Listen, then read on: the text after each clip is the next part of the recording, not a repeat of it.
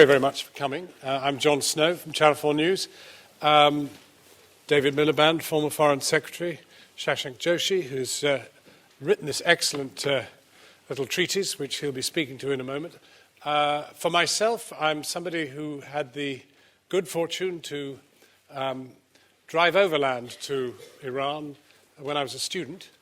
So I did visit it under the Shah, but then I got sent back as a hack in '78 and was there for the revolution, and I have been there pretty often since, though not for the last. I was last there 2 years ago at Christmas when I interviewed Ahmadinejad in the shrine in Shiraz. And my prejudice, just so that you've got it sorted out, is towards engagement. We are in a most perilous condition. You don't need me to tell you that. Where this is a very, very perilous period. Iran is an enormous regional player. We need Iran in Iraq. I'm not saying we need them in the form they're in Iraq at the moment, but we need to be able to talk to them about Iraq. We need to be able to talk to them about Syria. We need to be able to talk to them about all sorts of regional difficulties. And for myself, I think we are dangerously dependent upon the Saudis, who are not the most blessed of regional powers, not least because I'm trying to work out whether there is a British military boot on the ground anywhere in the world in action where they are not in some way tangling with people who are financed somehow out of Saudi or Qatari interests. That's a bit of a challenge for us to come up with the answer. But those are my prejudices, and deep they are, and we'll have to perhaps come to grips with them. But it's better you know than that I pretend that in some way I come to you in a condition of neutrality. I delivered a moderator. That is a no. Oddly enough, David, this is a different kind of event. Okay. We are in for a surprise today. This is a different kind of RUSI event because, firstly, unfortunately, Richard Dalton, who is the towering man of experience in these matters, unfortunately is not well and can't be here. And secondly, because we wanted to provoke a discussion, because there are a lot of people in the audience here who do know a lot about and have a great deal of interest in Iran, and then there are plenty of people here who don't have quite so much interest, and we're hoping that they will, for £10, buy Shashank's book. So without any further delay, I'd like to ask Shashank to speak to his thesis, which is, it's a very concise and neat. This is the sort of thing you ought to keep in your back pocket anytime anybody decides to have you for dinner and you think there might be a danger of discussing Iran. Thank you very much. Thank you all for coming this afternoon, particularly coming at lunchtime, giving up your lunch breaks, and thank you to Jon for chairing and David for also serving on the panel, particularly given that they both have such extensive professional experience with Iran themselves.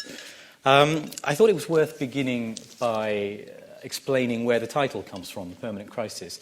And I think it was generated by my colleague Hugh, who's here in the front. I think he came up with it after discarding various awful nuclear-related puns, things like going critical and various terrible ideas like that. And it's not titled what it is because the crisis has gone on a long time, as true as that is.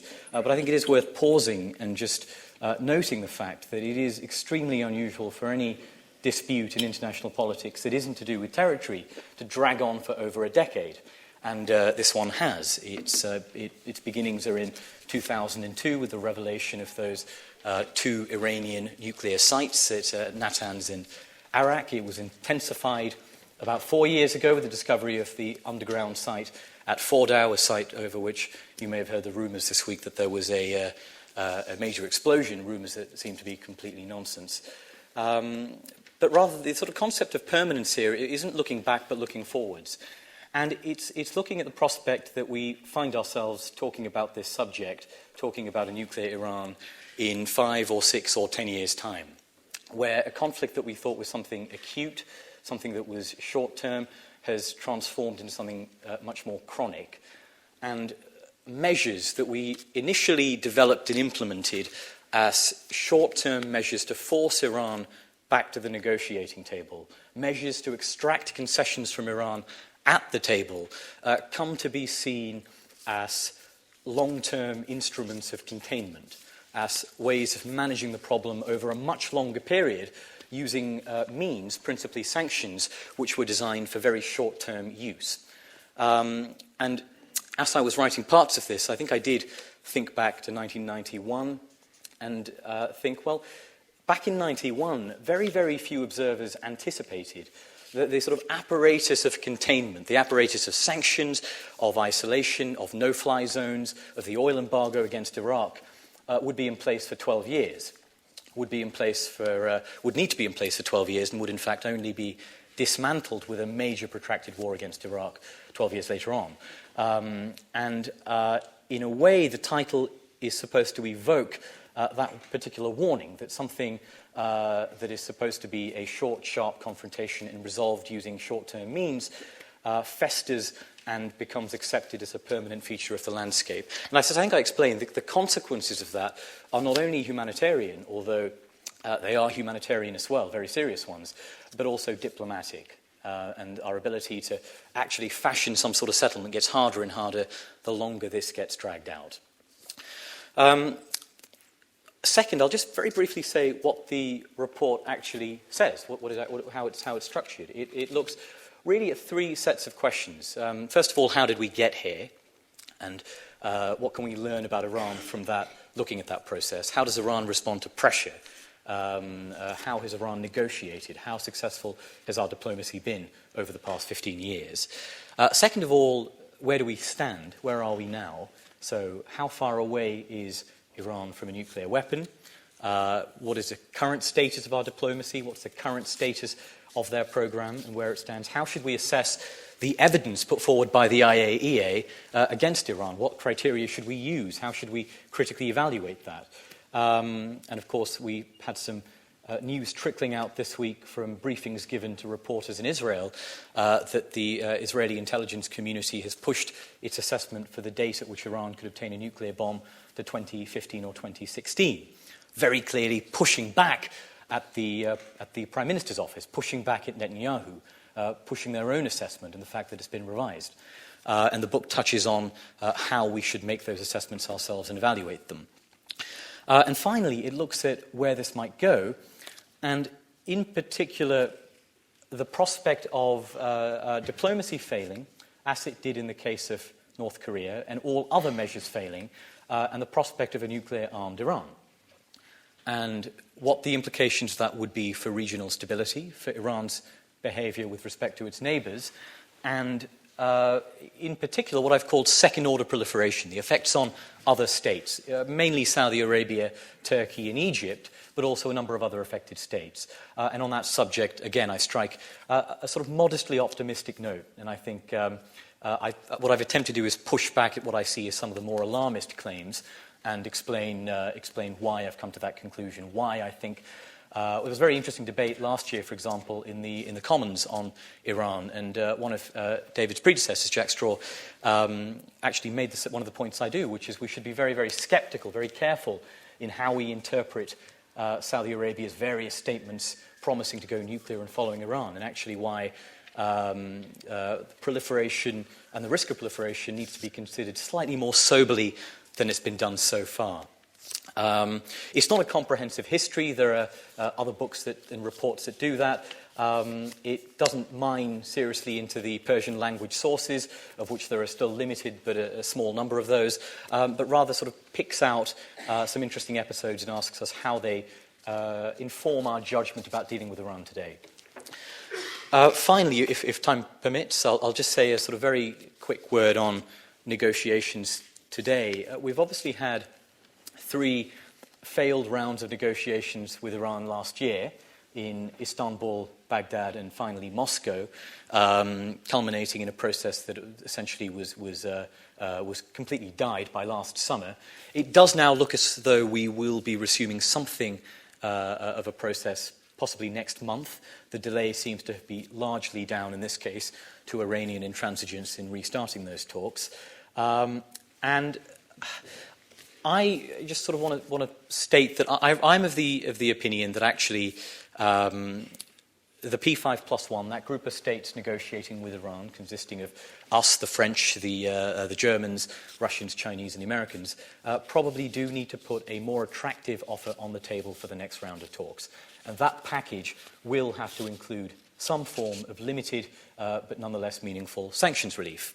And I think that position, that stance, which would have been considered reasonably controversial perhaps a year ago, 2 years ago, is now entering the mainstream. It's being accepted amongst officials, although there is still pushback from a number of factions and groups who see the answer as piling on further sanctions yet, an approach that I think is probably unhelpful and will probably lessen the chance of diplomacy succeeding over the next year or so. And I think one of the principles that comes out of the book is that when we think through what's the I've said at the beginning, sanctions should not come to be seen as an end in themselves, but as a means to an end, and the end should be a diplomatic solution. It's worth keeping in view what we want to see out of that diplomatic solution. And I think one of the guiding principles ought to be an Iranian program that is not only capped, limited, that allows Iranian enrichment, but allows it at lower levels rather than the higher levels currently being undertaken today, but also a program that preserves or expands the current levels of transparency. And what we forget, I think, is we actually have a very, very decent level of visibility into the program. We have routine IAEA inspections. We have some of those inspections at 2 hours' notice, short notice inspections.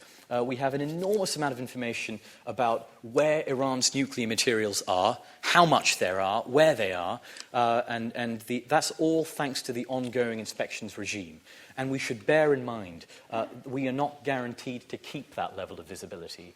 If the crisis drags on and on, there are situations under which we may find we lose that insight, that visibility, that transparency into the programme, and that would have really severe consequences in how we're then able to formulate policy. So I'll leave it there. We can maybe get into the details later on. Shashank, thank you very much. Very good. David, your Thank you. Well, response. Congratulations to Shashank for bringing such a clear and searching eye to these very, very difficult problems. My perspective is that in my first or second day in the Foreign Office, I said to my office, one definition of success of my tenure as Foreign Secretary is if we can negotiate and arrange the conditions for me to make a visit to Iran. And by that score, we failed. So I can't claim the kind of on-the-ground engagement that John has described, and I consider that to be a failure, actually, because he's surely right that engagement is the motif of the modern world, and for countries to go to war with each other when they're not able to engage at all levels is practically unheard of in international relations. I think it's right that America has never gone to war with a country that it hasn't relatively recently had some kind of diplomatic or other relations. So that's just as a starting point. I want to offer some rather larger reflections on the excellent commentary that Shashank has provided, starting with the point that Iran is different. I mean, it is the ultimate Rubik's Cube of international diplomacy because it's operating at a level of reality and at a level of psychology. And everything involves the interplay of reality and psychology on all sides, because it's not just two sides. This is a multi-sided, long-term, multi-dimensional set of relationships that need to be refashioned, and refashioned not with a blank slate, because anyone who knows anything about Iran knows that history really, really matters. And so we're trying to construct and assert rationality in a context where the burdens of history are very, very strong. It's a Rubik's Cube where all sides need to win. Certainly both sides in negotiations, both the P5+1, both the international community and the Iranians, need to feel that they've won and need to be able to say to their own people that they've won. But neither side must win by too much. Because if either side wins by too much, it will disconcert and upend the position of various third parties, of whom there are many. So that's the first point. Secondly, I think it's important to say that a nuclear-armed Iran is an unacceptably high risk for the world. I think that's certainly my view. Never mind that it's contrary to the commitments that Iran has made under the NPT. I think that is an unacceptably high risk. So we have to stop them without the second most dangerous thing that the world faces in the next few years, which is a bombing of Iran. And the two big risks facing the the two biggest risks facing the Obama administration in its second term are either that Iran gets the bomb or that it gets bombed. And so it's a classic diplomatic challenge. And I do think it's also important to say that the Iranian regime and its various elements are, to put it mildly, very, very, very difficult people to negotiate with. I think it's important to say that. They're very difficult to negotiate with because some of the metrics that they use for success and failure are completely different from ours. They're very difficult to negotiate with because they're incredibly divided. That's not unique in international relations that governments have their divisions, but the level of mutual suspicion, hatred, gaming that's going on within the Iranian system is enormous. And that alongside division, there is deceit and distrust of a very, very high level. I mean, one of the most dramatic parts of my time as foreign minister was the suspicion that became to us and then to the public the reality of a secret psy-com. I mean, that is a history of deceit of a very, very deep and fundamental kind. However, it's also important to say that although some of the Iranians that I dealt with gave every impression of being deeply paranoid, there are various events going on in their region that give them good grounds for a level of paranoia. So I think it's important to put the difficulty that we have of engaging, certainly at the elite level, with the Iranian regime and its elements in a wider context. I'm coming to the one big point I want to make, but I just want to make one other point by way of sort of ground clearing, which is that there are big new dynamics, short-term dynamics, in the mix at the moment. The position of the Iranian people, certainly post the 2009 election, a presidential election coming up, an aging supreme leader, now 73 years old, the very serious economic woe that the Iranian people are suffering, middle class as well as relatively poor, suffering in part because of sanctions, but in significant part because of the mismanagement of the Ahmadinejad regime. These are big new factors internally, and obviously regionally there's tumult of an absolutely fundamental kind, and I think that the battle for Syria and the commitment of Iran to Syria has got to be factored into any discussion of the dynamics and of the thinking that's going on within the regime. And this leads to my big point, the big thing I want to put on the table. I mean, it's been a fundamental precept of the 10 years of negotiations that the nuclear issue could be dealt with as a hermetically sealed negotiation. That rational people looking at Iran's demands and the West's or the wider international community's demands could see a way through. It's actually not that difficult on paper to see how Iran could have a satisfactory conclusion for its economic, social, political needs, short of getting a bomb or a multitude of bombs, and how the international community could be satisfied. And Shashank, I think in his book, shows very clearly that it's not actually getting the camel through the eye of a needle. There is a rational solution within the confines of the nuclear file.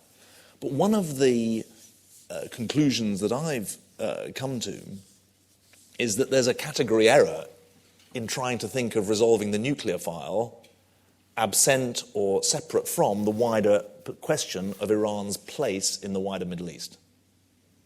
So a deeply complicated, deeply festering, deeply dangerous situation, which is the nuclear file, is then compounded many times over because of the regional dynamics. And obviously to an audience like this, I don't need to delineate them all, but one just needs to think about the tension doesn't do anything justice to it. The Sunni-Shia divide, chasm, suspicion, hatred, the interstate rivalry, the question of how Iran is situated and accommodated and curbed within the wider Middle East seems to me to now be inseparable from the resolution of the nuclear issue. And that leads me to, I think, an important point, which is that, frankly, Shashank, if in 5, 6 or 10 years' time we're sort of where we are now, that will be quite a degree of success, because there will have neither be a nuclear-armed Iran nor a bombed Iran with all the consequences that flow from that. And actually, I think credit is due to the Obama administration. 2012 was actually quite a good year, because in January 2013, I would say we are further away from conflagration and from Iran getting the bomb than we were in January 2012. I think it's been skillfully, patiently done by the US administration, not just in respect of the Iranians, obviously, but the US-Israel relationship and all of that goes with that. It seems to me that kicking the can down the road in this crisis should never be described as failure. Whenever people used to say to me, but the talks have failed, I would say, no, that's wrong. They haven't yet succeeded. And there's a very big difference between failing and not succeeding. And it would obviously be foolish to say that there's an easy way through the regional dimension to this. And in that context, I don't see breakthrough as the test for the nuclear talks. And in that context, I think it's really important to make a political warning here. There will be people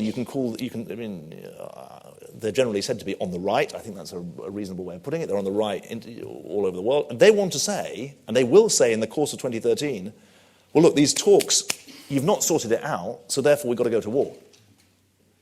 And that is the warning I want to give here, which is that there'll be plenty of people who want to declare time on the talking because it hasn't, quote-unquote, succeeded. And I think that approach of setting the bar for success too high is very, very dangerous indeed. At the same time, I don't want people to report or go away or allow the idea to get around, because people listen, that somehow we should fall for what is an Iranian tactic, which is just keep talking for the sake of talking. That's what makes this devilishly difficult, because we cannot allow it to be said or to be the reality that we're being strung along. There needs to be pressure as well as engagement. The twin track seems to me to be right. Pressure not just to have an effect on the Iranians, but pressure to keep third parties from intervening in this. And so my concluding point is that I don't think that Iran getting the bomb or Iran being bombed are inevitable. But those responsible for the talks, but I don't see a breakthrough. So those responsible for the talks need to do enough to persuade the Iranians to stay not just below the American red line, but also to keep them below the Israeli and other red lines. And I hope that provides some food for thought as well as commentary. Extremely helpful and clear-headed. I only fell out with you when you got to the point of pride in the period for which the thing has remained unresolved. I didn't say pride. I mean, no, but I mean, you said, this is a remarkable thing, and we've managed to escape for whatever it is, 10, 15 years, and it's still going. No, I don't know. Okay, but if I said pride, then I misspoke. No, I don't think I did. Inflicted pride on you. Yeah, okay. So well, you're not going to inflict pride on me because you've given me the chance to reply. All I'm saying is that the last year, I think it's wrong to say the last year has been a failure. I think since we are further away from either Iran getting the bomb or Iran getting bombed, the last year cannot be described as a failure. It hasn't resolved the whole thing, but I think that it's been skillfully played by the Obama administration. But you advocate something which I think Shashank really very effectively reveals, which is, you wanted both engagement and pressure. Pressure there certainly is, without any question, though whether that will eventually deliver what you want, I don't know. But engagement beyond the P5, which is what it is, there's almost none at all. And I think one of the great tragedies, and I'm wondering if you get your job back again, whether you would very rapidly move to try to redress this, is the fact that Britain, who've had the longest Western relationship with Iran, is somehow going to get some diplomats back there. Because not to have broken diplomatic relations, we have diplomatic relations, but there are no Iranians here of any note, and we're not there. And that seems to me a very bad place to be, particularly if Hagel and Kerry begin to do work on the ground. Because to be absolutely honest, the Americans are the worst people to be doing any work on the ground, but they're also the most important people to be doing any work on the ground. If Shashank will forgive me, let me address that, because I've not spoken publicly about this, and let me try and choose my words carefully, because I don't like just sort of piling in. But firstly, it's very bad that there aren't diplomatic relations. I think that is undoubtedly clear. It's bad, including for Britain, because I know that one of the things that we really contribute to the international scene is real understanding of places like Iran, especially where we are and the Americans aren't. I mean, actually, I spent quite a long time trying to persuade the Americans to open up first an interest section and then more in Tehran. And so, point one, the situation where we are is very bad indeed. And the second point is that the proximate cause of that was the appalling ransacking of very, very committed, totally innocent diplomats by people who actually don't want the kind of accommodation and engagement we want, sections of the regime. And so the proximate responsibility for this state of affairs lies with the Basiji and others who stormed the flats, and I've seen some of what they did, and it was just a sort of grotesque, flagrant violation, never mind of diplomatic rights, of just anyone's human rights. And remember, that followed on appalling harassment of our local staff in Tehran, local staff who were vital to the kind of insight that we were able to give. Thirdly, however, I think that the preemptive closure of the withdrawal of all of our diplomats within 24 hours, before a European foreign ministers meeting, which was scheduled for the next day, had even taken place, has played into the hands of all the wrong people in Tehran. Because I know there are people within the regime who actually think that a propaganda coup has been handed to those who were doing the storming. Never mind the fact that Britain is now unable to use ground-level engagement, never mind ground-level evidence of what's actually going on there. And so I think it's not just a regrettable state of affairs; it's a damaging state of affairs that we're in this standoff. Shashank. Yes, I mean, I think it's worth just adding. It's very, very difficult to guess the motivations of someone like William Hague, who had the responsibility over his safety of his staff and. Well, I think you should look. I think you can say exactly what his motivations were. His motivations were the concern for his own people. Right. Yes. I mean, so he had a memo on his desk which said, "Look, you've got X number of staff there. They're unsafe. We've got to pull them out."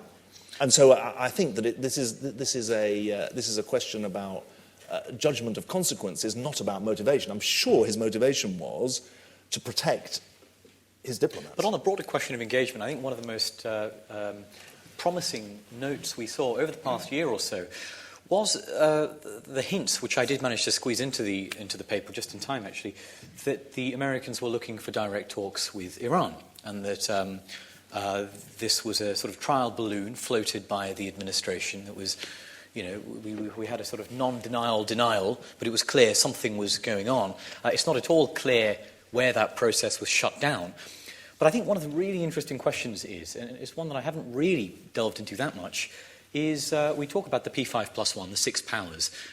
What sort of place does Britain have as an independent state within that to really push its own interests and its own agenda?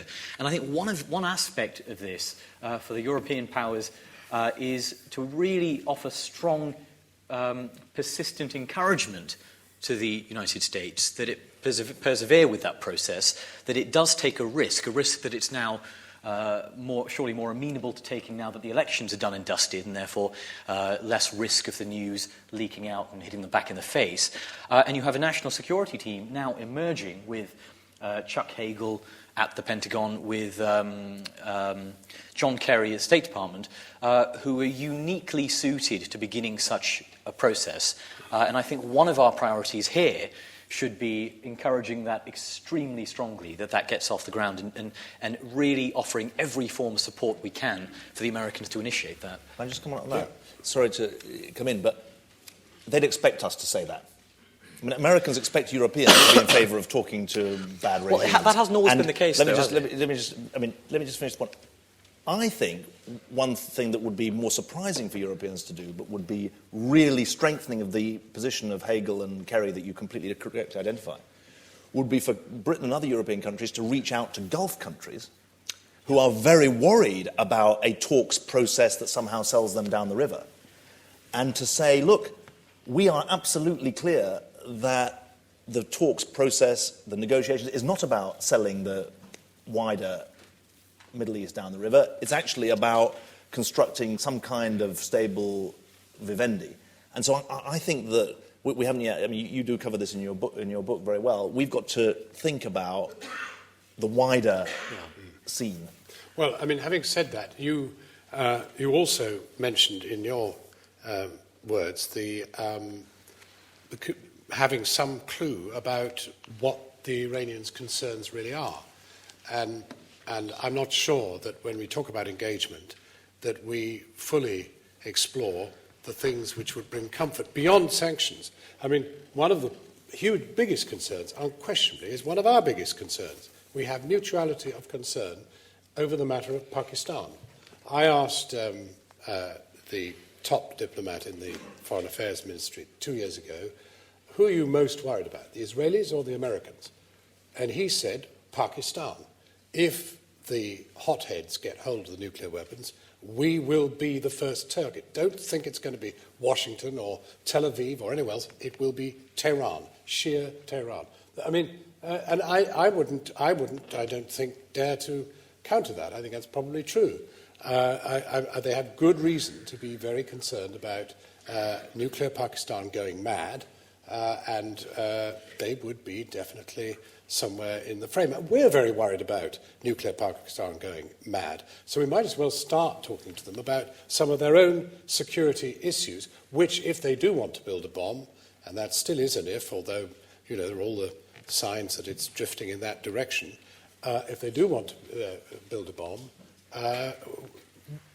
why do they want to build a bomb? And they want to build a bomb because they are a Western-looking population, with iPads, with iPhones, with Mac Airs, with every possible technological thing they can get hold of. They're watching Western movies, reading Western books. You know, not everybody, but a very, very big swathe of the student population and of young people. And they are, you know, people we can talk to eventually. And one last thing, I don't want to dominate this in any way, but I'm going to open it up to this, but I want to make one other very important point. The amazing thing is that beneath the mayhem that we in this room actually professionally specialise in, i.e. diplomacy, security and the rest of it, culturally, underneath this has been the most miraculous activity. The British Museum has put on, in the last 3 years, 3 spectacular exhibitions which had within them material that had never left Persia before, ever in history. It also got to the point where the Iranians said, morally, you have no alternative but to send us back, at least for us to borrow, the Saras cylinder, one of the most treasured objects in the British Museum, a facsimile of which lives there at the United Nations, the first statement of human rights in any form. It goes to Iran, much against the British government's wishes. Your government's wishes? Yes. I think it was. No, just not. No, well, I have this from the trustees. I don't know whether it's true or not. But they said, we're sending this thing. And it went. And, of course, just before it was due to come back, they got a letter. And the letter said, could we keep it till Nowruz? And, of course, the trustees said, oh, my God, this is going bad. It goes, they send back and they say, yes, you can have it until Nowruz, but we want it back immediately afterwards. 3 days after Nowruz, Neil McGregor, the director of the British Museum, calls me up and says, get here with a camera tomorrow morning, 8 o'clock. We arrive with a camera, we're in the Persian galleries. A man walks in with a box. He's wearing white gloves. The box goes down on the table, he opens the box, and there is the Saras cylinder. In that period, we broke diplomatic relations, the whole thing went mad, people were going all over the place, and yet, beneath it all, a relationship was sustained, nurtured, and was productive. This has got to tell us lessons about what is possible. Well, look, after my memory is I'm a romantic. No, you're not. You're not romantic. You sometimes talk a lot of common sense. But my memory is that in 2009, after the suppression of the Green Revolution, there were a lot of calls for us to stop precisely this kind of cultural engagement, and we said no, we won't stop it, and we'll actually support the trustees in. No, you were only worried about this one item. But there's a wider point there, though, which is about the fact that Iran, far from being somehow separate from the wider global developments, the advance of an open society, is actually in the midst of the transformations that an open society brings. You know, it has got more bloggers per head of population than any other country in the world. It's got a culture, third biggest film industry in the world. Culture and learning that's desperate for the for that engagement. And so that is remember, that's a resource for that country. It's also a severe threat to some of the people who are running the country. No doubt. And that's why this is being played with some new actors on the stage, disorganized, fragmented, repressed, some of them in jail, etc., etc. But that advance of the open society is a bigger shift than any sanctions in a way, or any edict from the Supreme Leader. One last point before we open it up, and that is the thing which must worry everybody is that there is no alternative power centre to the utterly divided and shambolic collection of leadership which is expressed in the divided National Guard, Revolutionary Guard and the rest of it, which David aptly described. And it's fanciful to think that, Karoubi or Mousavi are in some way saintly Democrats. They're people who have suffered very severely, but they are not people with a track record of anything very spectacular in terms of respect for individual human rights and the rest of it. So the danger is that you have this situation in which it's a very Syrian-like situation. You have a regime, actually, of course, the regime much more splintered than Assad's, as we've seen.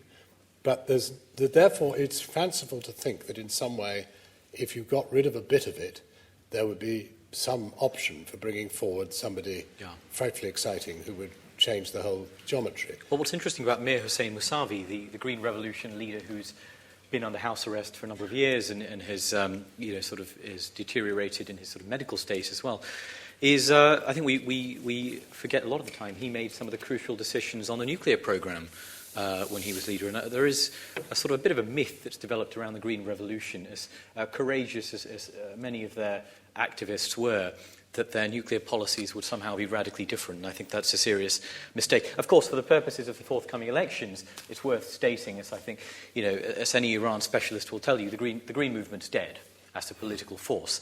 We shouldn't, we're completely delusional if we think there is some political life left in this from the point of view of electoral politics. One thing I will say about the Iranian political system, yes, has been extremely divided and factionalized and become more so since 2009, since the Supreme Leader has had sort of buyer's remorse with Ahmadinejad, since that split has widened, since you've had, the incredible episodes we've seen, like Ahmadinejad refusing to attend cabinet, sulking at home, the reinstatement of various officials, and the spat developing. although there is an absolutely dire slate of officials, and none of them really have... the problem for the elections is you can't have anyone with too much legitimacy or too populist, because, of course, they could be another Ahmadinejad. They could develop an independent power base. They could agitate on their own grounds. But nor can you have someone who is completely, someone completely devoid of charisma and no political base, because the system does need legitimacy. And, turnout and votes still have some meaning for legitimacy in the Iranian political system.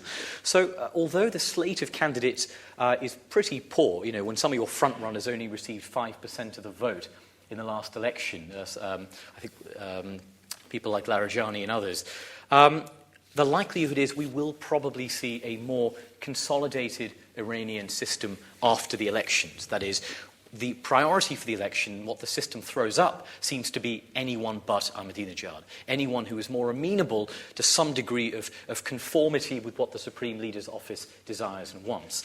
And the way I read that, at least, is that the prospects for diplomacy improve substantially after June of this year. But that means, A, we have a very narrow window of opportunity for talks now, probably only about a month or so, because, of course, the Iranians have their silly season just like everyone else does, just like we had policy paralysis in Washington for good chunks of last year, so too does the same thing occur in April and May in Iran. But we also have, if that doesn't succeed, we then have a fairly substantial period over which, as David pointed out, there are many, many voices, most of them in the US Congress, who are itching for any excuse to call time on the process of talks and to therefore push for measures like a complete trade embargo, measures that I consider to be very dangerous and counterproductive. And so how do we get over that hump, I think, is a very difficult question. First question I hear, is there microphones or you just speak? Are you recording this? You probably need a microphone, do you? Mics, yes. Chap with the green tie. Good, excellent. And then second one there. Third one here. Fourth, fifth. Right. So I'm Paul Ingram, the Executive Director of the British American Security Information Council. We work on nuclear weapons policy, both here in the States, Iran, and across the Middle East. And I wanted to say that I was very pleased that near the end of that conversation we started to talk about the opportunities, because we so often talk about the blockages and the problems, the complexities. Well, complexity brings opportunity just as much as complexity brings problems. And some of those opportunities are not just cultural, and they're not just the transformational ones around domestic politics within Iran, which are significant, but they also include a concern in Iran and across the region around legitimacy, which I think we don't often recognise over here because we interpret our own measures of legitimacy rather than their measures. So, for example, if you go to the Persian Gulf and you talk to Gulf states, people in Gulf states in the strategic community, as we've done, on nuclear issues, they are concerned about Iran. They're also concerned about Israel. Even though they don't have any strategic threat from Israel, there's an issue about fairness here, which people in the Arab Street treat quite seriously. And if we're going to engage in soft power in the region, as Britain has done for hundreds of years, we have to take soft power and messaging really seriously. If the Iranians are building a nuclear program based upon a sense of fairness or unfairness within the international community, we have to take that seriously, and we have to take our messaging in that region more seriously. And that's where I think the opportunities come, which the British government, both this one and previous ones, have put a lot of effort and diplomacy into the WMD free zone in the Middle East. I think that's an initiative that we should be putting more emphasis on, and actually an area where we could cooperate with Iran on, because the Iranians officially support it. So there are opportunities here both inside the nuclear negotiations, in a regional negotiation on WMD, and on the grand bargain, which, we could spend the whole day talking about the opportunities around a grand bargain. Can I take... Yes, you have a microphone there. And if you pass this... Are you... No. Have you got your hand up, Julian? Yes. If you pass it there and then bring it down here, that'd be brilliant. Thanks. So next, yeah. Paul Schultz from the Carnegie Endowment. And in a slightly opposite direction, I'd like to mention a complexity. You've correctly identified the two competing considerations: engaging in Iran, avoiding war, but on the other hand, maintaining the credibility of international arrangements and the non-proliferation regime. Well, what does that, how concretely do you deal with that dilemma over specifics like the possible military dimension, the refusal of the Iranians to grant access to Parchin? Do you say that doesn't matter, that's the past, we can, to find a reasonable solution, we may have to ignore the past, or do you argue no, the IAEA must be able to trace back and resolve every aspect of Iranian activities which could lead to the collapse and the credibility of the NPT? How do you jump on that particular rather topical issue? Do you want to address that? Take a few more. All right, Julian. Could I ask David Miliband what you thought should have been done in terms of diplomatic relations, and how many diplomats should have been left on the ground? What would have been a better way to play it? And quickly ask Shashank, what do you think is going to come out of this new national security team in Washington? Do you think, looking at who's in it, they're capable of making a radical offer? Shashank, why don't you deal with that first, then I'll come to David. Sure. If I could just touch on Paul's comments first. I think the possible military dimensions, which is the term that the IAEA has given to those areas of potentially illicit nuclear weapons research by Iran in its various reports, they do matter, and I don't think they should be sidelined. And that's why when I talk about a potential outcome of negotiations and the importance of capping the Iranian program, what I said was limited sanctions relief, not complete sanctions relief, and that therefore it's politically necessary, it's in fact inevitable, that some sanctions, nuclear-related sanctions, will have to remain until Iran, whether by adhering to the additional protocol or other means, or at least beginning to prove less resistant to the IAEA's investigations, does provide some clarity on those possible military dimensions. And so I think some leverage will have to remain over Iran, and even recognizing the downsides of putting that pressure on, until we get clarity on that subject, which can come later. It can be an incremental process. But I think, as you sort of hinted, the vast majority of those PMDs and that illicit work predates 2003. And there's fairly small chunks of it that are more recent. And so I think there is scope for some sort of amnesty or some sort of recognition that Iran may be deterred from coming fully clean if it fears that if by coming clean it would not be acquitted, not be given a clean bill of health, but it would in fact be hounded further. There is scope for offering them an amnesty of some sort that says for certain types of work conducted before 2003 or before a certain period, we undertake not to punish you further if you come clean. And I think that may also have to be part of any attempt to extract that information from Iran. I'm not saying that'll necessarily work. It's possible there's simply too much there that's connected to more recent work that will deter them from coming clean. But no, I absolutely don't think the PMDs can just be sidelined and Iran be completely given a clean bill of health without more clarity on that. Just to follow that, two quick points. I think it's very strong ground for us to argue that we should uphold all the international agreements and norms that we and the Iranians are committed to. Because after all, their fundamental demand is that they assert their own rights within the NPT. And I think it's very strong for us to say, well, we're actually upholding the NPT, not undermining it. And so I think that's the first point. Secondly, levels of trust are so low, in some cases for good reason, that I think we have to be very thoughtful as to what the message is about when we play different cards. It's one thing for us to talk about an amnesty at some point, but amnesty has got to be in response to behaviour that builds trust rather than reinforces suspicion. So I think I would take a pragmatic view of the proposal, but also a very hard-headed view of when you play that card, because you could easily send a wrong message rather than the right message. Just on Julian's point, in my experience, what the worst aspects of the Iranians want to do with us, and this is about Britain, this relates to the storming of the embassy, etc., They want to bilateralize the conflict, and they want to draw a circle around it. They want to put limits around the issue. And in my experience, the best thing we should do when we are fingered or have the finger pointed at us by the Iranians is to multilateralize the issue and to create uncertainty in their minds about how much further it might go. So when 7 locally engaged staff in the political section were arrested in 2008-9,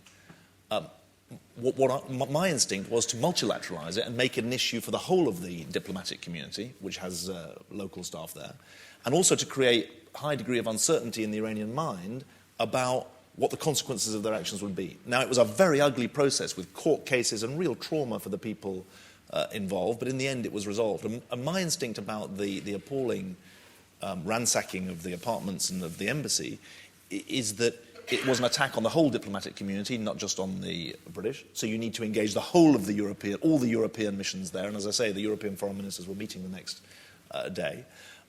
And you have to push back and force commitments that are deliverable by the Iranians about the safety of all diplomats there, not just British diplomats. And then there are a whole set of issues about where does the British embassy get put pending the restoration of security at the embassy and various other points. But I think that the key is to raise the stakes for the Iranians, not about their relationship with us, but their relationship with the whole international community. But you would, for example, therefore, have tried to keep 2 diplomats in the Swiss embassy? Well, I mean, just to be clear, the only people who've been helped by where this imbroglio has ended up are those who have the worst intentions for Anglo-Iranian relations. So our strategic aim should have been to push back against those elements within the regime and keep our diplomatic presence there, which was important for the Iranian issue, but frankly is also important for British diplomacy in a wider sense. We were bringing something very important to the international table through the understanding that we had of what was going on in Iran, and I also know it was valued very, very widely. Can we have a microphone to the middle of the front row here? John, can I very quickly address Julian's point as well about the new national security team taking shape in Washington as well? I think there's a upside and a downside here. The downside is that it creates a period of real uncertainty and that no one knows who their boss is. Of course, when you have a new Secretary of State, a new Secretary of Defence, you have a new layer of bureaucracy as well, because you have political appointees. So new people have to come in. Chuck Hagel and John Kerry will bring some of their own staff. We just had the resignation of Gary Samore, who was the non-proliferation chief, is that right, for the administration?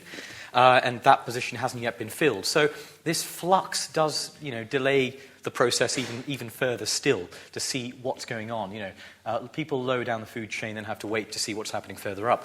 On the upside, it's very clear that John Kerry has a very pragmatic position on this. He said in the past that a zero enrichment solution, that is, an outcome where Iran has to stop enriching any uranium, is a implausible one. That's a pretty bold statement to make in the US Congress. That is not a normal statement you hear from congressmen. And of course, his own connections back to the Senate mean he's in a very decent position to sort of put pressure back on Congress when a deal may have to be sold to political constituents at home. So on the whole, I think it's going to make negotiations easier, but it will take a bit of time before that occurs. Okay, 2 questions. I'm going to take the one back there. Yes, Malcolm Chalmers from the Institute. I thought David Miliband was right to warn us of the category error and focusing only on the nuclear issue. But I wonder whether the panelists could say a little bit more about what the implications of that are.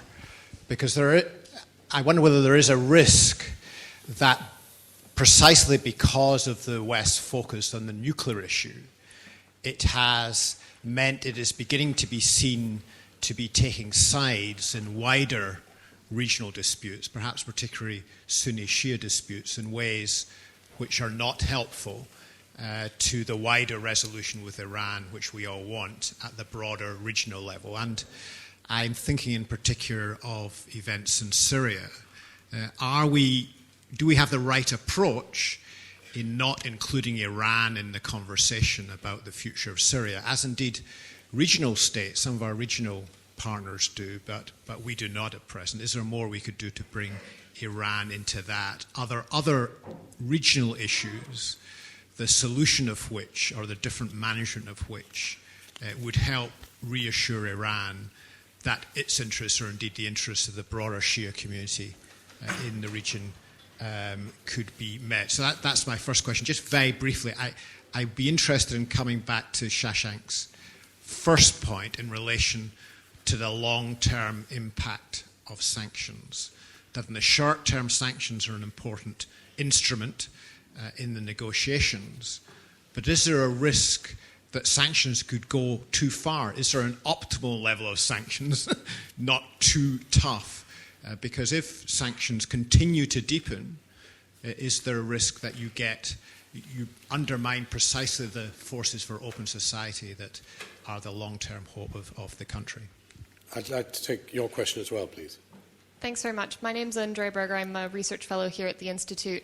I was just hoping to come back really to 2 points that were made by the panelists. The first on failed negotiations versus unsuccessful negotiations, and then on Shashank's point relating to timelines and recent reports of a voluntary slowdown by Iran in its nuclear activities. And namely, if we think about the current stalemate in negotiations, and while we may be okay in staying at this for a few years' time, the problem is that the nuclear program doesn't necessarily stop and freeze at the level, even though negotiations may have stopped. And the Israelis have expressed a lot of concern with an amount of material accumulating in Iran.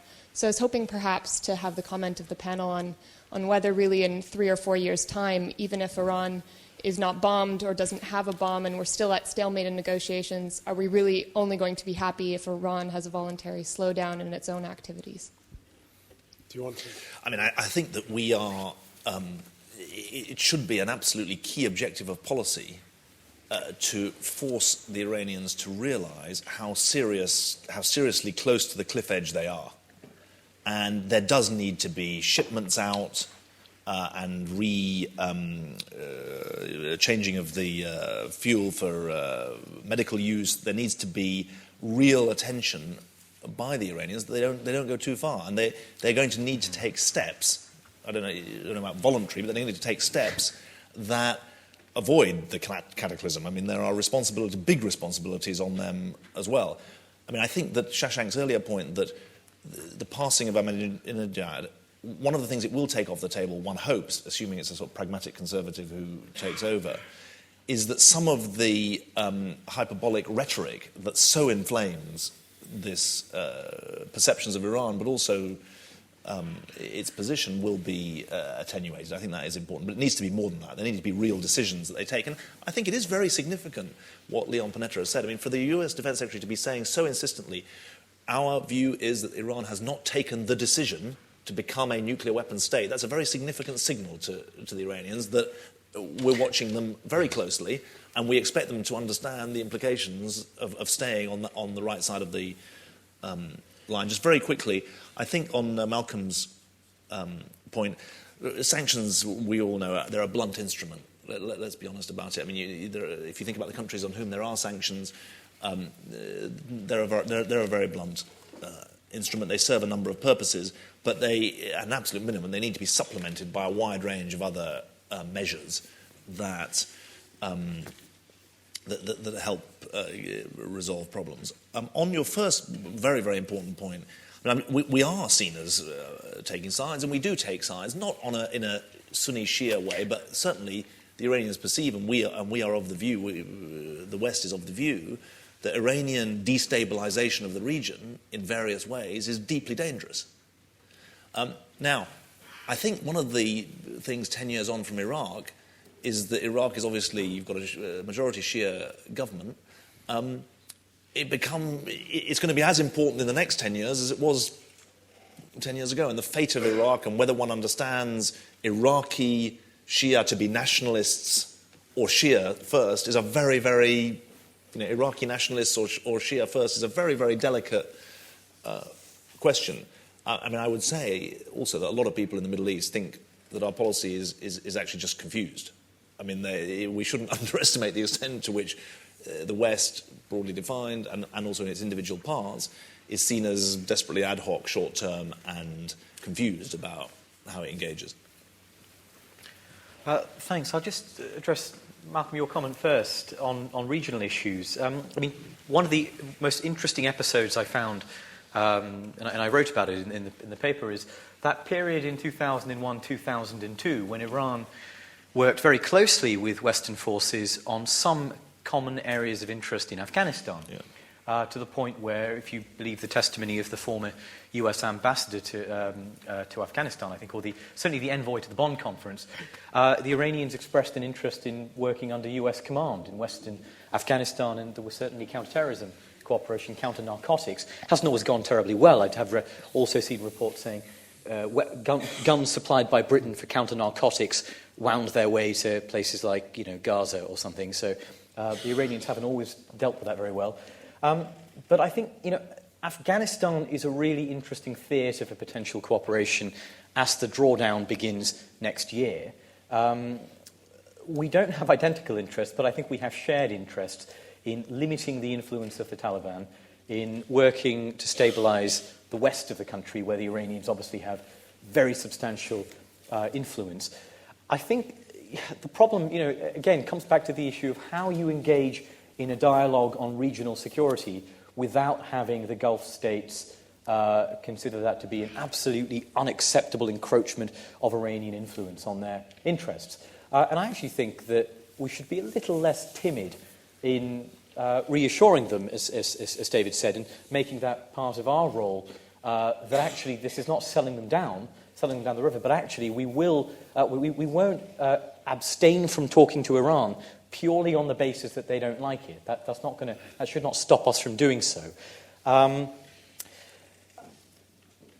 just on Andrea's issue, on the issue of a sort of voluntary slowdown, if we look at the pattern of Iranian behaviour last year, the Iranians took their stockpile of uranium enriched to 20%, that is, the stuff that's 9/10 of the way to weapons grade, the more dangerous stuff than the stuff enriched up to 5%, and they converted very large portions of it to fuel.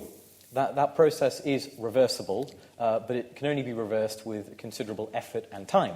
So it is a clear sign, and it completely undercuts the idea that they are dashing for a bomb at all costs. That simply isn't the case. But I think more importantly, why did they undertake that voluntary slowdown? It's because they understand that they were getting perilously close to the cliff edge, and they read the Israeli signals, and Ehud Barak last year signalled that they had received the Iranian signal, that the wording he used was this has postponed the moment of reckoning, which is a very, very clear sort of indirect but very clear communication between the two sides as to where one of the red lines lies. But when you talk to Israeli officials, they will make clear that this is the stockpile issue. The issue of uranium is a red line. It's not the red line.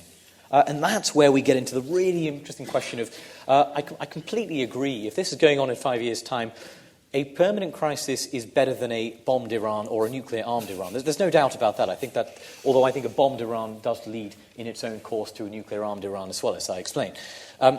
But the problem is the ambiguity of red lines. Yeah. Some of them are very, very clear. Don't expel weapons inspectors. I think that one's fairly obvious. Don't undertake steps of the sort that Leon Panetta is indicating we can find, that is, ordering scientists into work on certain areas. There are a large number of other big areas of ambiguity. That is, what's the precise amount of uranium enriched to 20% that crosses the red line? Is it 240 kilograms, as was put to Benjamin Netanyahu, and he assented? Is it something just below that? How much fuel can they accumulate, which can, of course, eventually be reconverted without alarming the Israelis? There are literally hundreds of potential red lines, and neither side knows exactly whether the other side understands them. And I think that's why a crisis that goes on for 5 or 6 years is so incredibly dangerous, because it's not clear to me that the Iranian program will be expanding in various ways. It'll fluctuate. The stockpiles will fall and rise. But throughout that process, I think there'll be a lot of ambiguity as to where the tripwires are. And so perhaps that also reinforces the need for some more intensive communication between the two sides. One point at the back, and I think you wanted to ask a question. Yeah. So one, and then if you get the mic down to the back corner there, please. And there, that's fine. Yeah. David Abraham from the Institute. There were elections in Israel last week, and on this occasion, can we imagine that you were successful in the elections in Israel, and Peres has asked you to form a government? What, in fact, would be your policy on Iran from that perspective? That's a bit direct. I'm just trying to get myself. I mean, maybe I'm a tough nut, but I'm not sure I'm tough enough for Israeli politics. I mean, I think actually the critical point is that this is not a bilateral Israel-Iran dispute. One of the most dangerous things that's happened in the last 18 months is the bilateralization, not between Britain and Iran, but between Israel and Iran. Because the truth is that the Iranian nuclear program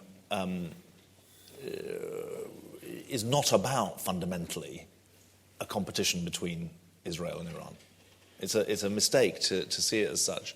So I think that the biggest and most important thing that an Israeli government can do is to be part of an international collective consensus about the need to prevent the breach of the NPT and Iran becoming a nuclear weapon state. And I think it's stronger, actually, as part of that, rather than as a sort of ginger group in the system. I think it's quite interesting that Iran didn't become the defining issue of the Israeli election campaign. I think it's probably wrong to think that the assertion of the centre necessarily means that there's less concern about Iran in the Israeli body politic. I think Shashank is right to point to the very public démarches of the security establishment, which both is very striking as to the degree of concern they have. They felt the need to go public, not just retired people, but some serving people. But I think that what strikes me about the Israeli elections is it points to the fact that not just in the Arab world, but in Israel, politics is taking place at 3 or 4 or 5 different levels. I mean, just totally sort of off the point. The speech that Mr. Lapid gave to the Haredi college, where he talked about I think he used the word war, a 60-year war between secular and Haredi Israelis, which the Haredi had won, the ultra-Orthodox had won, he said, and what that meant for Israeli society. I mean, that's a totally different level at which the Israeli debate was being conducted, and I think it was a level that was more to the forefront of people's minds than the Iranian issue. Just final point. Daniel Levy has written a very, very interesting piece for the European Council of Foreign Relations about the Israeli elections. And one of the interesting points he makes is that somewhere there was a sense among Israeli citizens that they had to assert that the growing distance between the center of Israeli gravity and global opinion was dangerous for Israel. It's a really interesting point, but the part of the vote for the center, part of the splintering of the right, was that there was a concern that the gap was too big, and I think that's a very interesting reflection on what was going on. Let's take these two questions. You haven't got a mic at the moment, so let me take yours. Yeah. I got one. Yep. Richard Little, member of the Institute and former naval officer. I'm going to be brief and direct, and I'm talking to a former foreign secretary. We tend to look at Iran oversimplistically as the bad guys. If we go back 100 years in history between Britain and Iran, we've done some awfully naughty things. We hijacked their oil in order to fuel our Royal Navy, and we treated Iran rather like a colony. And please believe me, please bear with my brevity here. So please, can you give us reassurance that our diplomats know their history when they're going into bat with the Iranians? Now, again, the other English speakers are the Americans, who Shashank Joshi has given very important treatment in his work about the American meeting or being met by the Iranians post 9/11 and basically being offered help, which seemed to have completely cratered. So, some reassurance, sir, if I may. Please. Let me pause you and take the other question. Could you get the mic to the one on the corner there? I think that may be the last question, unless anybody's bursting. I'll have one down there and one here. Right, okay, good. Michael Brown, I'm a retired soldier and member of the Institute. The questioner before last really has stolen my thunder because my question was going to be about Israel. We've heard a lot about the views from America, and we hadn't until then heard about the views from Israel, and we have heard now a certain amount about Israeli politics. I wonder about public opinion in Israel. I personally, perhaps rather selfishly and perhaps a little naively, do not feel threatened in my flat in London by an Iranian nuclear weapon. I wonder if my view would be the same if that flat were in Tel Aviv. Wait a minute. Well, yeah, let's take the last two questions and then we'll have a wrap up from our. Hi. We keep thinking of Iran kind of on its own, so Iran and Israel. But what about its proxies, so Hamas, Hezbollah? Isn't there a fear that Iran will give a nuclear dirty bomb to them to use at their own device without kind of any plausibility from Iran? And a final question here.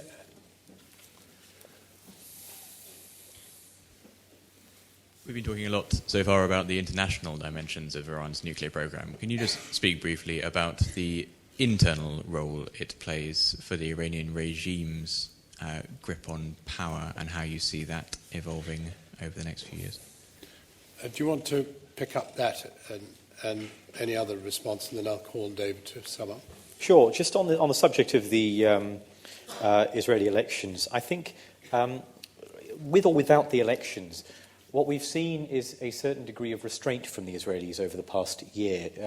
It's evolved into that. I think we did see, a string of assassinations that were widely attributed to Israel that came at very inopportune moments that disrupted talks, didn't do a lot of good, were very unhelpful. That's changed, actually. That's sort of gone down a bit. We have seen a few rather dodgy leaks and quite unhelpful leaks that haven't done a lot of people any good as well. But by and large, I think the Israelis have realized, and there was a quote yesterday from an Israeli official speaking to McClatchy saying, we may have cried wolf a little early on, and that has therefore chastened some of the Israeli establishment into pulling back. And that's true, of course, regardless of the result of the election.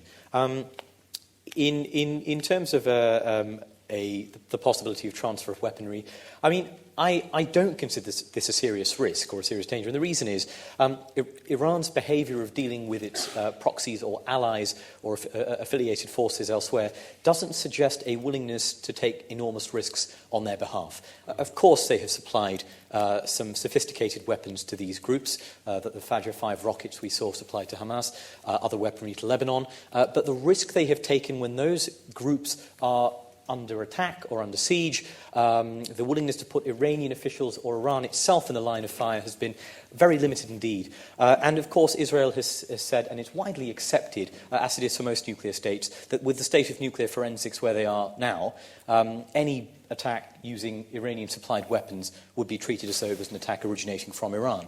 And I think the Iranians know that just as well as anyone else. Finally, on the internal role of the nuclear program, there's a lot we just don't know, and it's undoubtedly been built up into something that serves as a source of considerable national pride. But I think it's very, very important to distinguish between different facets of the program and between the program itself and the act of uranium enrichment. No one in the international community thinks Iran should be forced to shut down Bushehr, the reactor at Bushehr. That is not deemed to be a proliferation risk.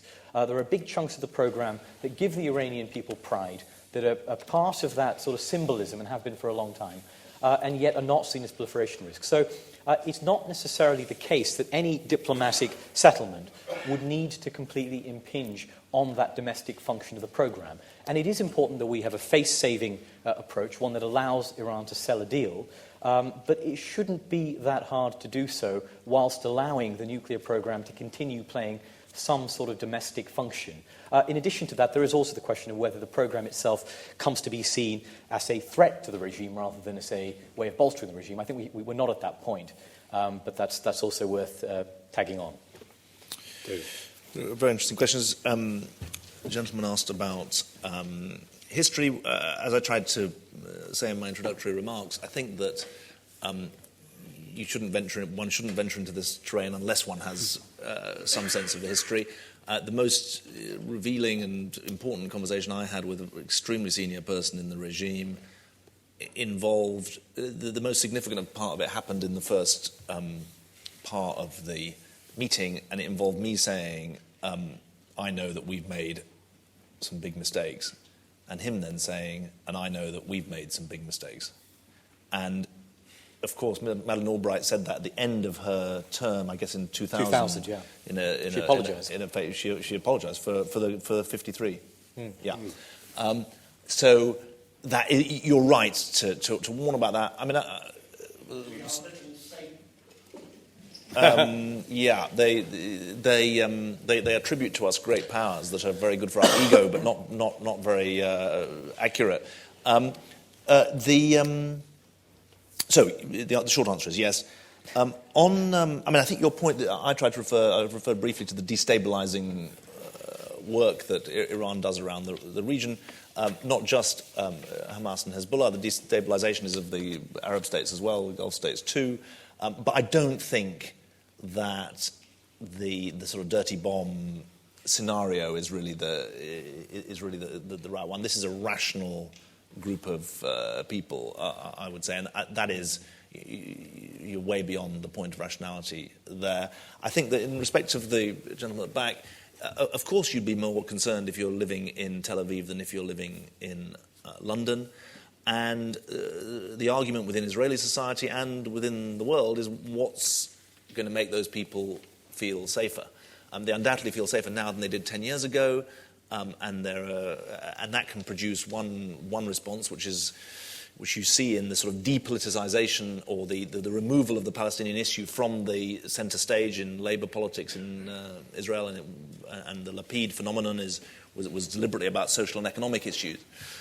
Or you can think that the trouble that's being stored up it requires an addressing of the Palestinian issue, but it plays both ways. Can I just end with a different point, which hasn't come up? One of the things that concerns me most is whether or not the Supreme Leader knows much, understands much about the rest, about us, about America. He hasn't travelled, and I think one of the most dangerous things, well, the best diplomats start by putting themselves in the shoes of the people they're negotiating with. What we've got a situation here where the understanding of what we're really about is, I fear, at a shockingly low level. And that is very, very dangerous indeed, because it can lead to all sorts of misunderstandings at best. Now, if you think back to 2009 and try and diagnose why didn't the Obama outreach, quote-unquote, work, or at least work better. 2 letters were sent direct to the Supreme Leader by the President of the United States. 1 reply was received. You could say that the Green Revolution, so-called, or the Green Movement, interrupted it in June 2009, but I think there's a deeper problem. I don't think that the Iranian system was conditioned to receive either the Nowruz message that President Obama gave in 2009 or the letters that were received.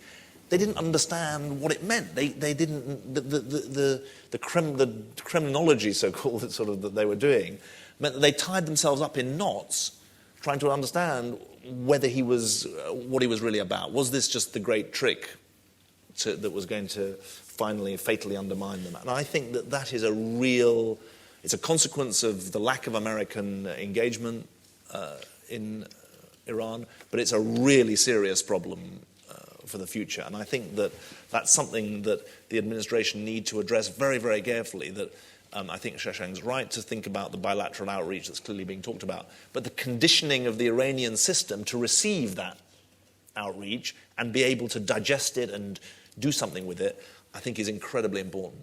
Because one of the things I take out of 2009 is that we weren't able to prepare the ground properly for that outreach.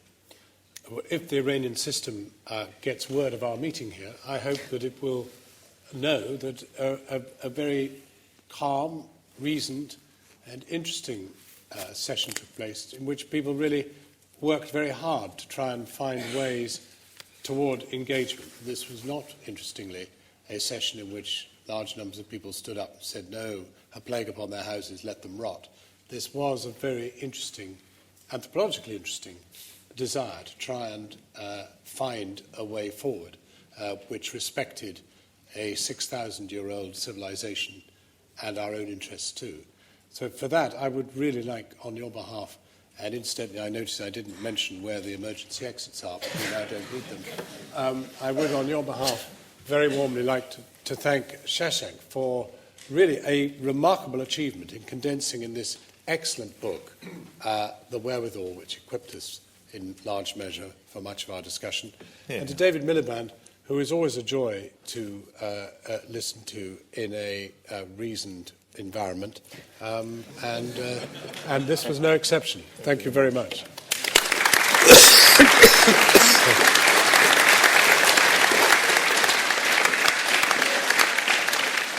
That was interesting, thanks. Good, very good.